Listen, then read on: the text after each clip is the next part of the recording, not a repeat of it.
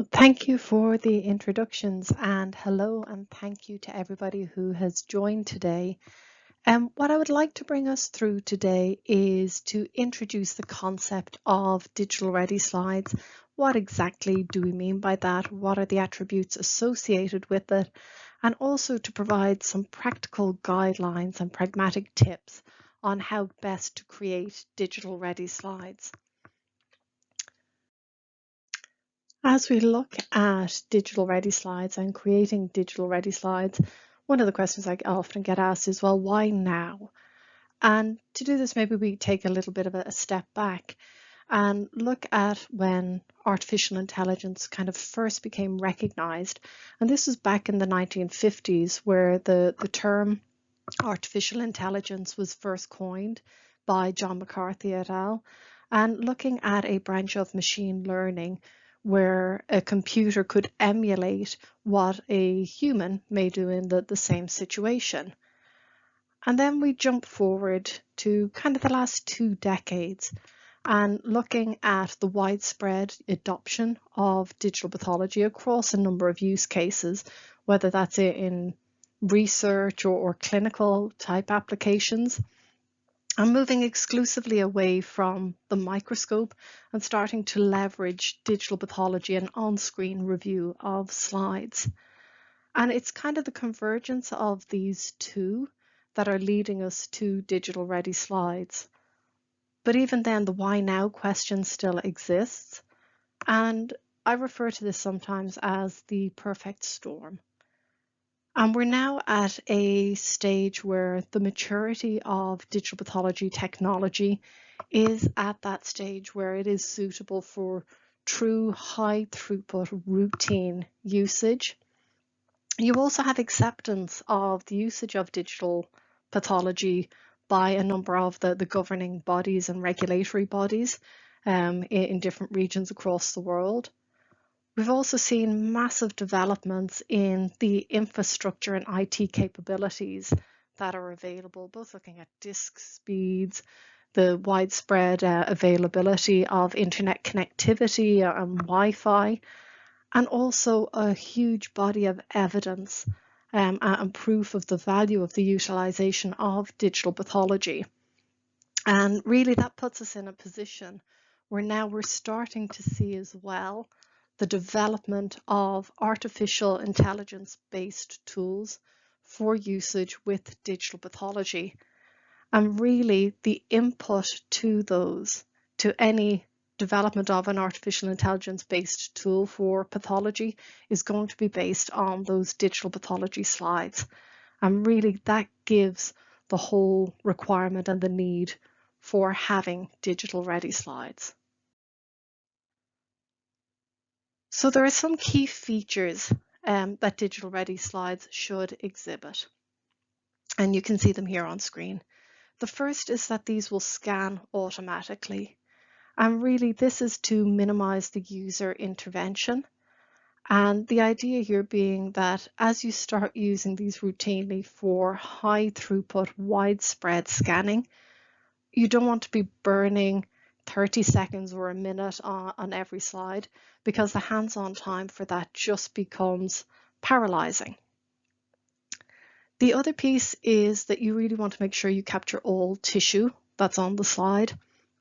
And this would include any small fragments of tissue, if there's faintly stained tissue, in particular in the case where you may have some IHC staining and there's faint expression in a fragment of tissue, you really want to make sure that that's still captured, or low cellular density tissue as well, which can sometimes be problematic. So you want to make sure that all that tissue is captured on the slide, but then also you want to make sure that it's done with the smallest possible scan area, and ideally in one focal plane. And really where this comes to is you could capture the whole slide region for every single slide, but you're going to capture an awful lot of white space at usually high resolution scanning, and that is going to firstly take longer to scan, and secondly you're going to have the larger file size and then storage requirements that are unnecessary. So these two pieces together, where you want to capture all the tissue but you want to do it in the smallest possible area. And again, if possible, in one focal plane. Because as you capture these digital pathology slides, they can be very large, depending on the magnification that you're using, depending on the size of the piece of tissue that you're capturing. But these are in the range of anywhere between 250 megabytes to a gigabyte in size, give or take. Every time you capture a Z stack, you're capturing another image. So you're multiplying then the file size across the slide. So ideally for routine usage, if you can capture at a single focal plane, that's going to be advantageous, both from a scan time and a file size perspective. The final piece in the key features or the attributes of digital ready slides is to automate the data flow. And again, this is with a view to minimizing hands-on time, not sitting there doing data entry, but also to avoid manual data entry and associated error risks. As we look at bringing digital pathology into a laboratory, it's not as simple as just putting a scanner in after the cover slipping stage and taking off from them. We really need to look holistically at the complete workflow, that end-to-end workflow within the lab, and all the different steps in that tissue preparation stage that will actually impact your final slide. And how do we optimize each of these steps to create these digital ready slides? So for this, I'm going to start at embedding, and this predominantly pertains to when you're embedding multiple tissues in the one block, such as needle core biopsies, for instance. And the first piece is to cluster the samples together. And this follows some of the best practice that you would have typically anyway at embedding. But the idea being, and you can see it clearly in the cluster samples in the one on the left, samples are quite spread out. So what this is going to do is, from a scanning perspective, you're going to have a larger scan area there. So that's going to take longer to scan, and it's also going to lead to a larger file size. This, and then the version on the right, shows you if you just put those a little closer together, still with sufficient space so that they don't overlap during sectioning, and there's limited risk that would happen. But this is going to give you probably about half the scan region. And again, that's going to make you twice as fast and half the file size. The other piece when you're clustering your samples is all to align them in the same direction. And where this also gives an advantage, depending on the scanner that you're using or the type of focusing mechanism that it uses, if you can align your samples so that the focusing method or the scanning of your slides follows the direction of your tissue, you have a much higher chance that all of your tissue will be in focus. And that's because your scanner isn't going to jump from tissue into white space into tissue and kind of mapping that microtopography of the environment. Then as we move on from embedding and into microtomy, there is a massive importance of best practice. And some of these things aren't exclusive to digital pathology or digital ready slides. However, they can be exaggerated when you move into a digital environment. Again, if you look at something like tears, they're annoying and bothersome when you're reviewing under a microscope.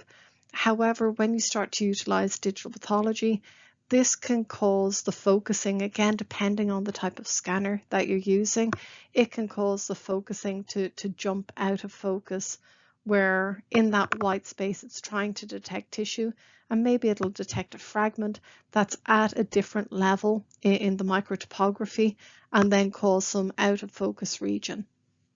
The very same is true for folds within tissue.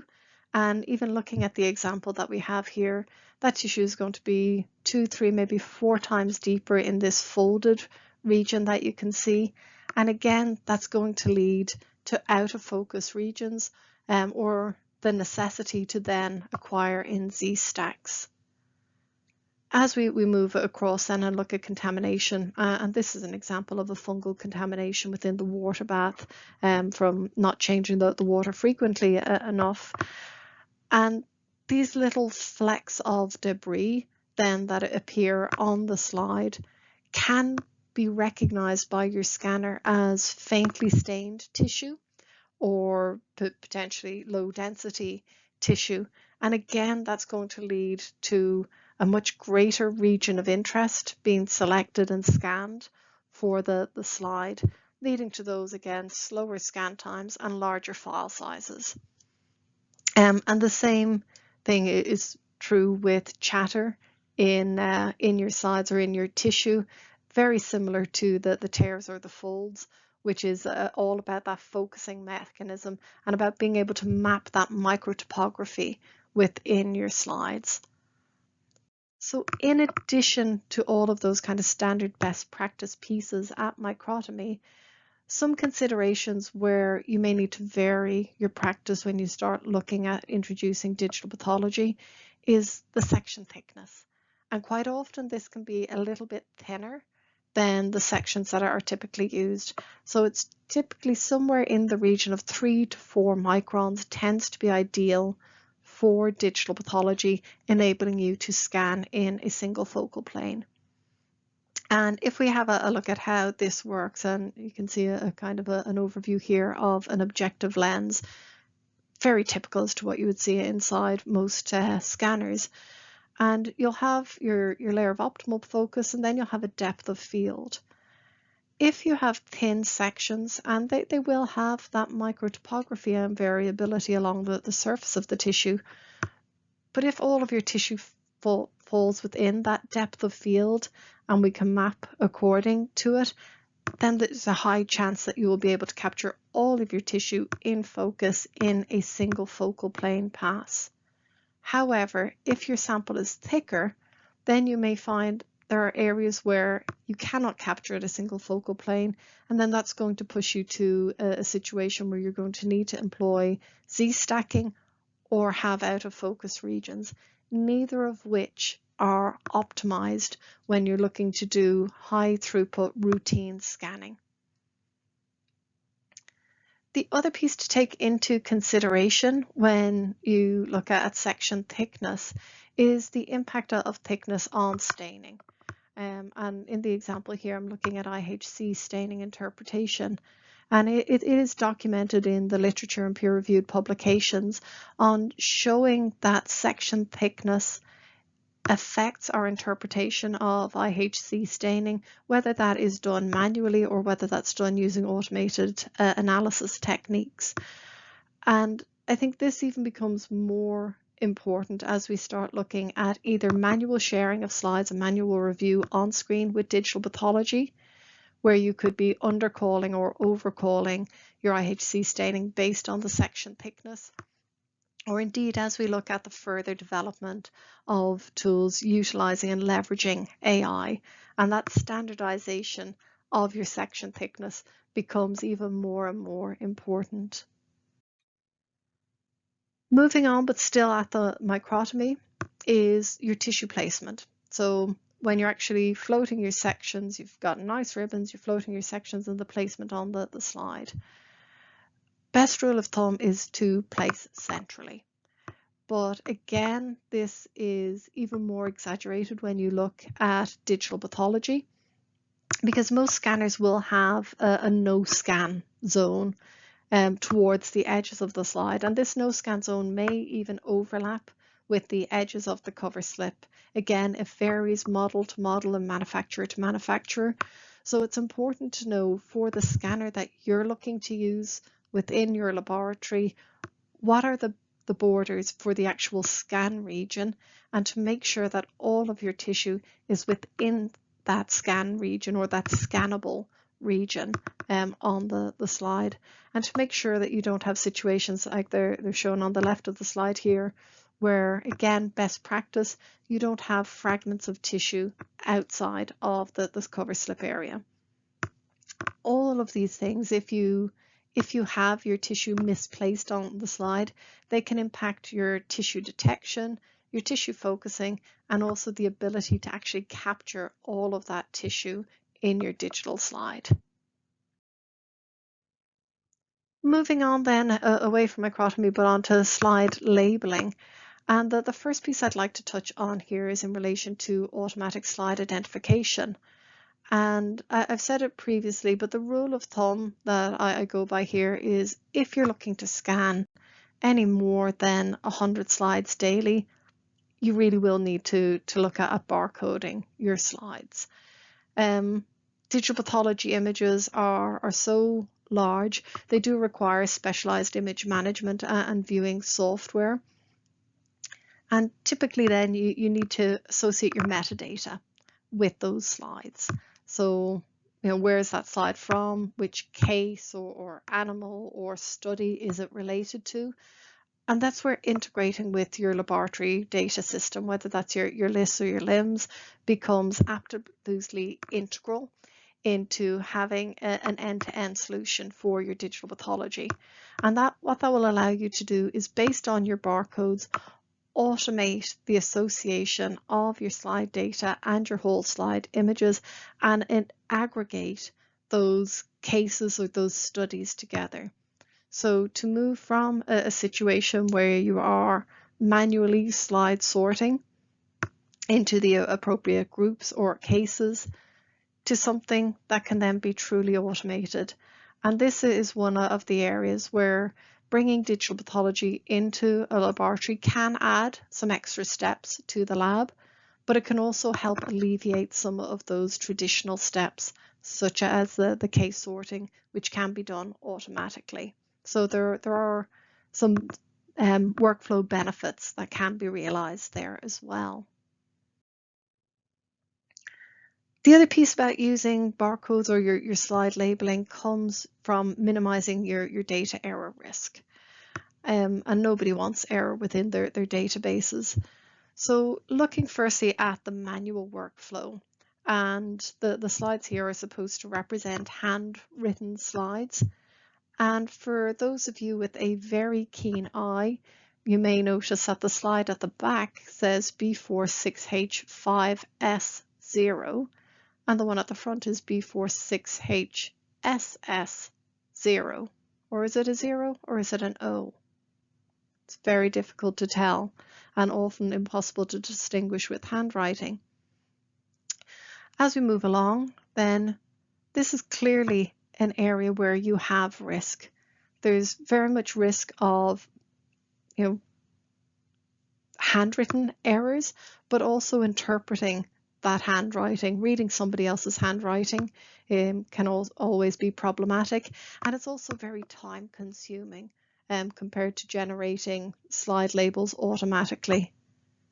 It doesn't really impact too much at the scanning stage, but the next area then where it comes is, once you have your slides scanned, how are you going to create in a manual workflow where you have handwritten slides? You're going to manually have to create that association between your digital slide coming off your scanner and your database, whatever format that might be in. And this requires significant data entry. And with any data entry, it's going to be time consuming and it's another job to be done manually. And it's also going to be inherently prone to keystroke errors. That ultimately, those two pieces together then lead to potential errors within that final aggregated slide and data set that you have. However, if we look at the barcoded workflow, you have the ability to have human readable and barcoded labels as the one label. You eliminate that error that you may have with handwritten or transcription errors, and then leveraging that integration pathway with the existing information management systems, you can be assured then that the right slide is being associated with the correct data within your information management system, and that aggregation is being done automatically. So by moving to this type of scenario, you really are going to limit your risk and eliminate some of those manual workflow steps within the process. That overall give you greater confidence and security in what you're actually viewing digitally on screen, or indeed leveraging for AI or automated image analysis development. When it actually comes to the slide labeling, there are some best practices to consider with this, things to do and things to avoid. So if you have multiple overlapping labels, you can run into some difficulties or come up against some challenges. The first is that you may exceed the slide thickness tolerance. And again, this is going to be very scanner dependent, and looking at how different scanners and different models move the slide from whatever kind of either slide tray or slide carrier it has and puts it in under that objective for high resolution scanning. And there are a number of different methodologies involved, whether it's a push-pull mechanism on the slides. Some scanners have little grabbers where they pick up the slides and move them. Others put them into little clip-based slide trays for moving into that kind of under the objective for the high resolution scanning. All of them, though, have a tolerance. No matter which mechanism is employed, each of them will have a tolerance to the slide size and the slide thickness. And if you exceed this, you run the risk where slides can get jammed, which is kind of the easiest one to resolve it in a lot of cases, but still jammed slides mean it's unscheduled downtime. You're going to have to remove them similarly to the way you'd remove a paper jam in a printer. Slides may not fit in the carriers.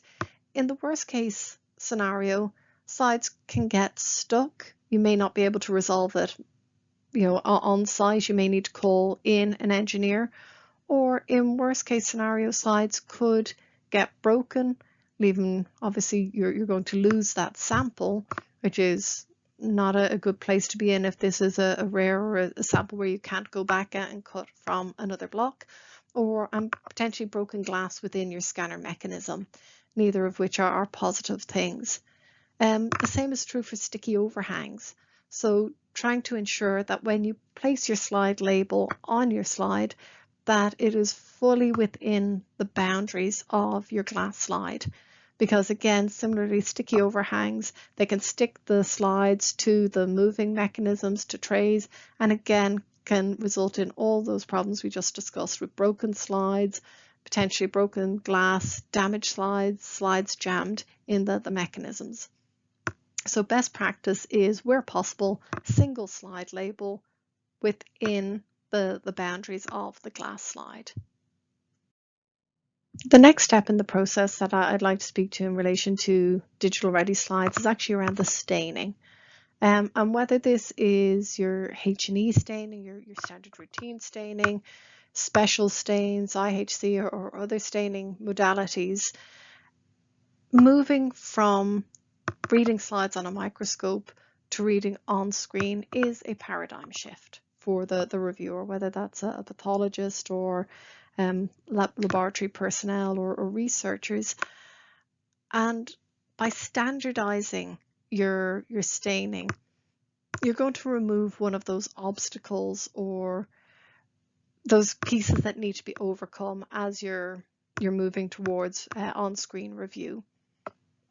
The other piece is that some of those added advantages of digital pathology, such as the multi-slide review options, and you can see it here on the top right hand side, where you can pull multiple slides onto screen at the same time, potentially serial sections from the one piece of tissue, or to compare the staining and the expression profile between different groups or different study groups in a research situation. That is going to emphasize any staining variation that you may have within your tissue preparation. And you want to be able to have that confidence to say that the staining that you're looking at is true staining, and that, for instance, in the example that's shown here, that is a variation in staining, and that the tissue on the left hand side does have a higher expression profile, and that this isn't to do with manual variation in staining, that I didn't leave it to bind as long as I needed to. And really it's that ability of digital pathology to maybe highlight and emphasize some of these items. The other piece, and you'll see it then down on the H&E slides towards the bottom of the screen, these are actually serial sections of the same tissue, cut to the same thickness and sent to different labs, asking them to just do their normal H&E staining on it. And what you'll see here is a massive variation into the color and the intensity of the staining of their H&E. And as you start looking at leveraging digital pathology, either for sharing across multiple sites where you have your tissue coming from different labs and either into a centralized or distributed review, that can highlight some of these differences and really bring them to the fore. It also potentially has that impact as you start looking at AI development and what's the variability in your input to those training sets, and what impact does it actually have then on the size of the training set that you need and the performance of your AI tools.